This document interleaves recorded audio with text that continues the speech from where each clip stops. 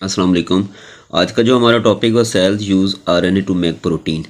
Previous lecture में हमने बात की थी कि जो सेल के पास जो सेंट्रल होता है यूनिट उसका न्यूक्लियस के पास क्रोमोसोम्स डीएनए, ठीक है, और डीएनए के पास जीन्स इन्फॉर्मेशन होती है। तो अब देखना ये है कि जो इन्फॉर्मेशन होती है डीएनए के पास, तो क्या डीएनए न्यूक्लियस से बाहर आके ये काम करता है या फिर जो डीएनए है वो किसी और से काम करवाता है। मतलब जो प्रोटीन बनती है, इंफॉर्मेशन तो डीएनए के पास होती है। तो अब देखना ये है कि क्या वो इंफॉर्मेशन डीएनए न्यूक्लियस से बाहर यानी साइटोप्लाज्म में खुद लेकर आता है या किसी और के ज़रिए बनाता है। तो यहाँ पे जो हमारा टॉपिक है उससे भी पता चल रहा है कि सेल यूज़ आरएनए। तो इसका मतलब ये है कि डीएनए खुद नहीं, डीएनए जैसा एक दूसरा मॉलिक्यूल है जिसे हम आरएनए कहते हैं, राइबो न्यूक्लिक एसिड। तो राइबो न्यूक्लिक एसिड आगे चल के प्रोटीन बनाता है। तो ओवरव्यू ये हुआ कि डीएनए से प्रोटीन बनती है, लेकिन डीएनए पहले अपने पास से एक कॉपी बनाता है जिसे हम आरएनए मॉलिक्यूल कहेंगे, और आरएनए आगे चल के फिर बनाएगा प्रोटीन। तो सपोज करें इस डायग्राम को थोड़ा सा देखें। ये आपका पूरा एक सेल है और ये अंदर का जो सर्किल है इसे हम न्यूक्लियस कह रहे हैं, ठीक है। न्यूक्लियस में ये डीएनए है। तो अब डीएनए जो है ना वो न्यूक्लियस से बाहर यानी साइटोप्लाज्म में नहीं आ सकता। तो फिर क्या करेगा? हमने रेप्लिकेशन के भी पीछे बात की थी। तो डीएनए जो है ना वो अपनी एक कॉपी बनाएगा, यानी अपना एक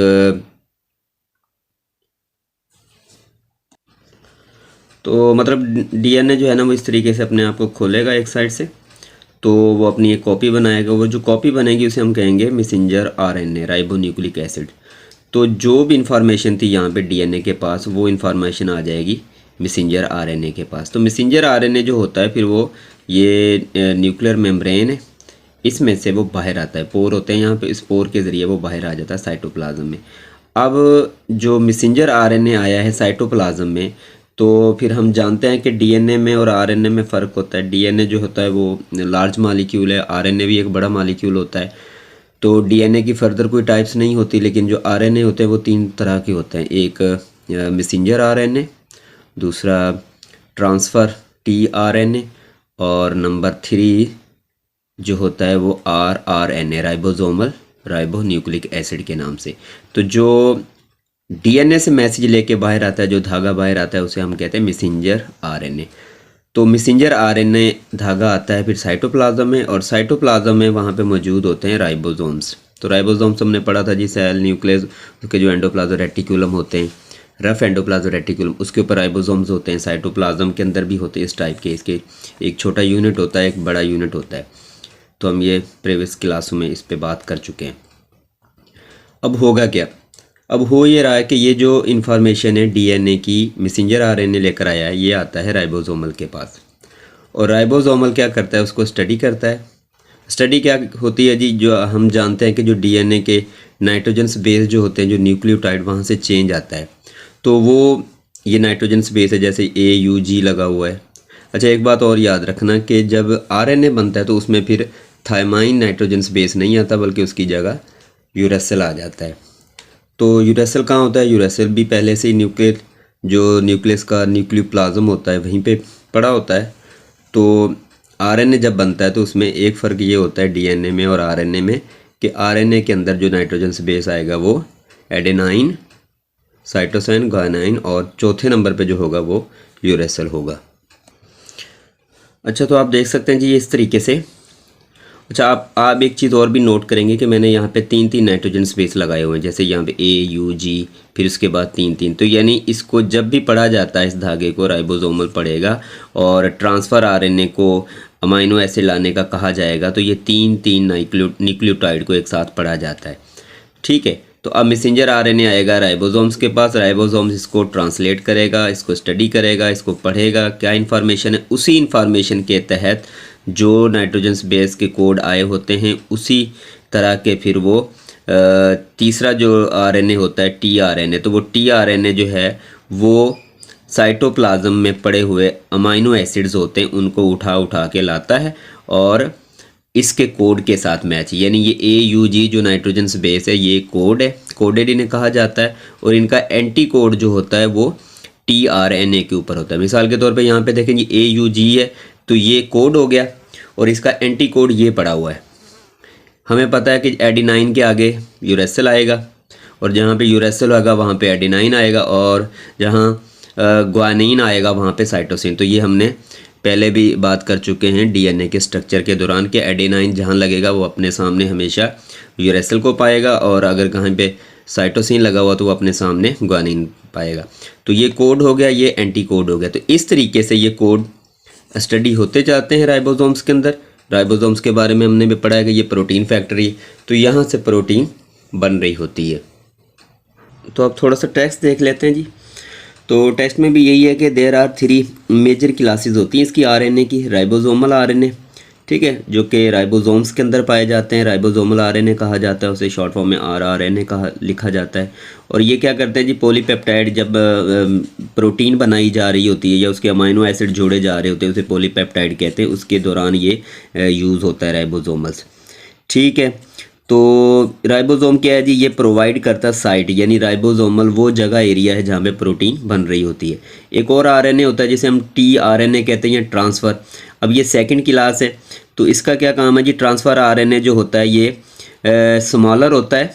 human cells contain more than 40 different kinds of tRNA। तो तकरीबन ये 40 डिफरेंट काइंड्स के जो tRNA होते हैं।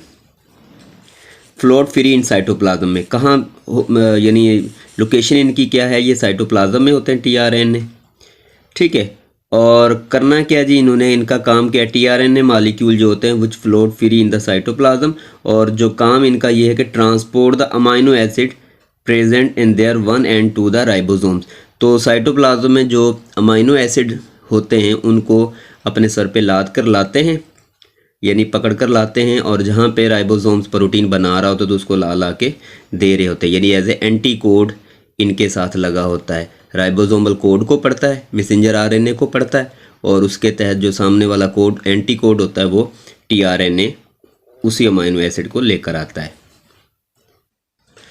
उसके बाद ये मैसेंजर RNA जो कि थर्ड क्लास है, और ये जो है मैसेंजर RNA, ये ईच मैसेंजर RNA मालिक्यूल ये सिंगल स्ट्रैंड RNA होता है, और ये कहाँ होता है जी, न्यूक्लियस में बनता है और न्यूक्लियस से साइटोप्लाज्म की तरफ आता है, जो मैंने डायग्राम में बताया था आपको, ठीक है।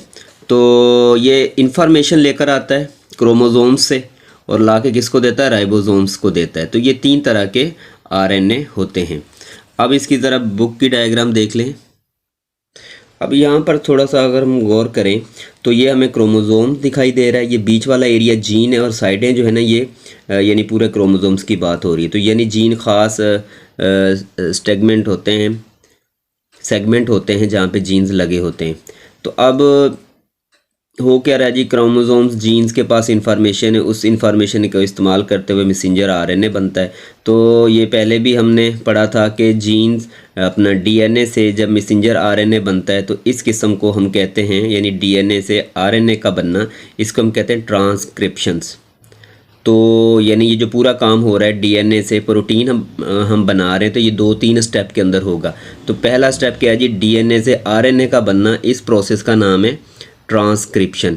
और यहाँ पे एक एंजाइम आ जाता है RNA पॉलीमरेज। तो RNA पॉलीमरेज आता है जिसकी वजह से DNA से RNA बनता है। तो वो RNA क्या करता है, वो न्यूक्लियस से बाहर आ जाता है, और बाहर आके फिर ये मैसेंजर RNA राइबोसोम्स के पास आता है, और राइबोसोम्स उसको स्टडी करता है, उसकी ट्रांसलेशन करता है, और ट्रांसलेशन करने के बाद फिर वो प्रोटीन बना देते हैं। तो अब मैसेंजर RNA से जब प्रोटीन बनती है तो उसे हम कहते हैं ट्रांसलेशन।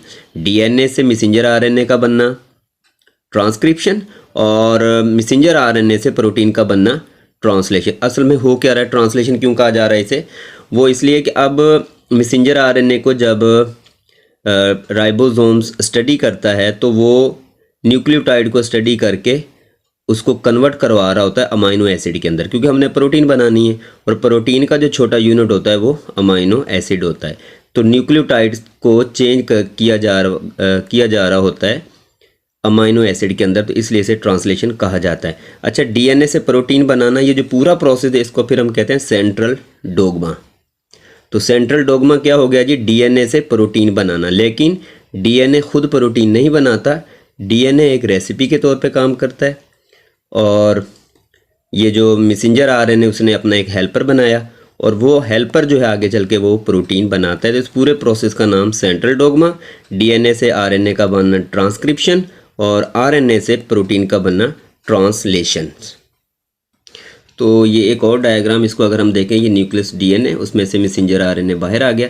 तो इस तरीके से जो है ना वो कभी भी क्रोमोसोम्स अपना यानी डीएनए पूरा नहीं खुलता, वो ऐसे बीच में से खुल जाता है। तो यहाँ से जो खुलेगा वो भी अपने दे के कॉपी बना लेगा।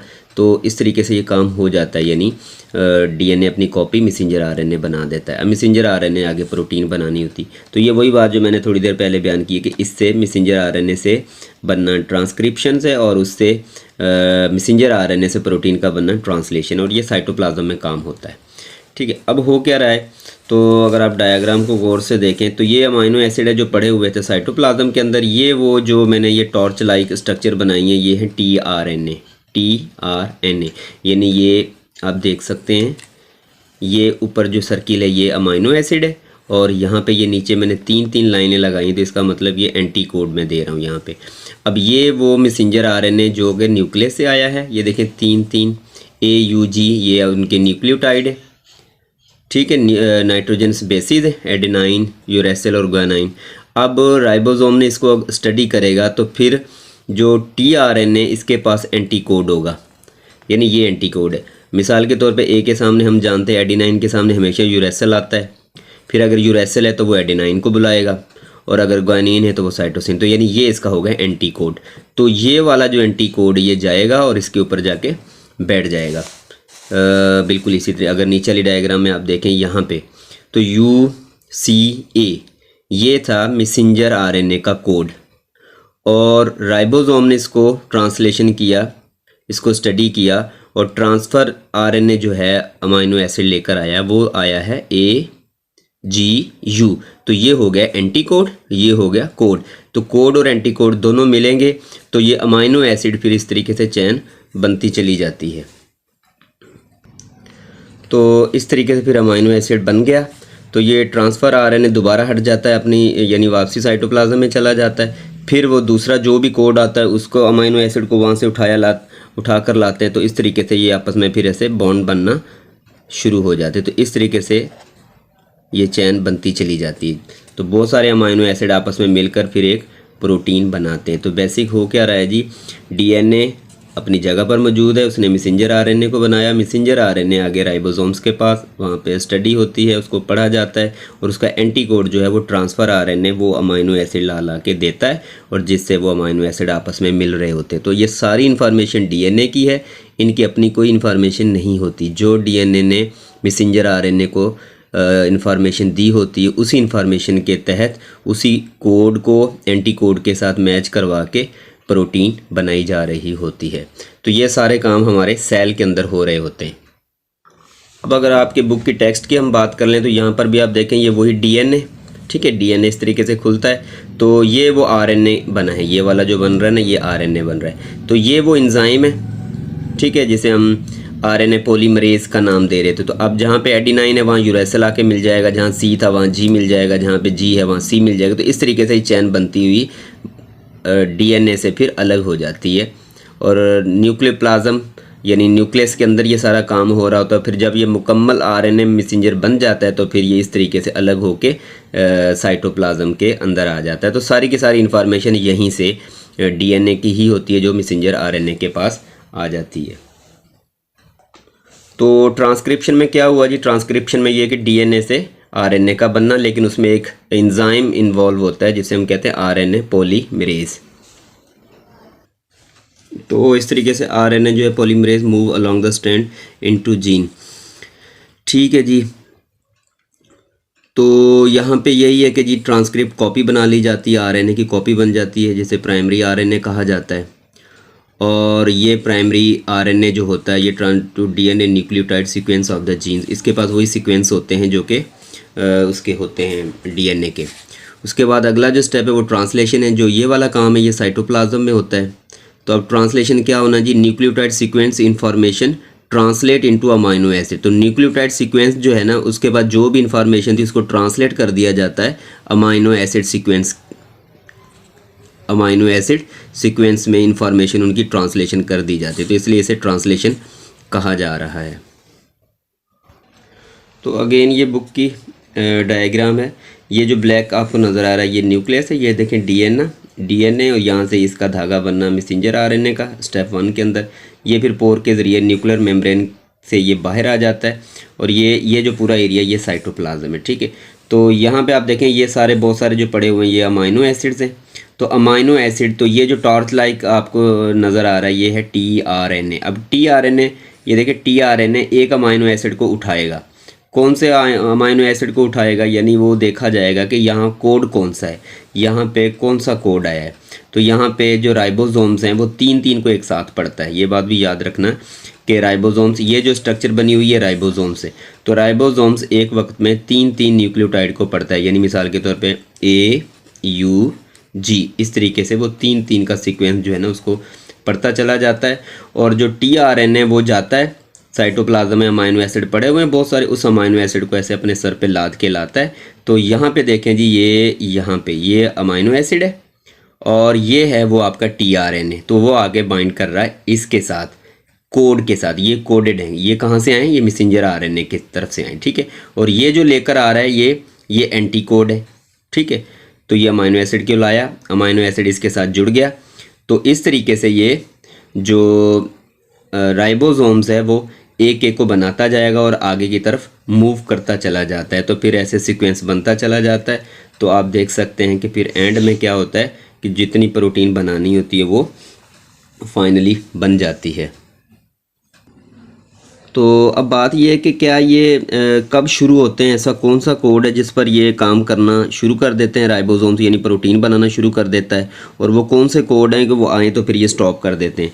तो AUG है ना, ये वाला जो कोड, ये कोड जब आएगा तो यहाँ से इन्होंने काम करना शुरू करना होता है। यानी AUG से स्टार्टिंग पॉइंट है, प्रोटीन बनानी है इन्होंने।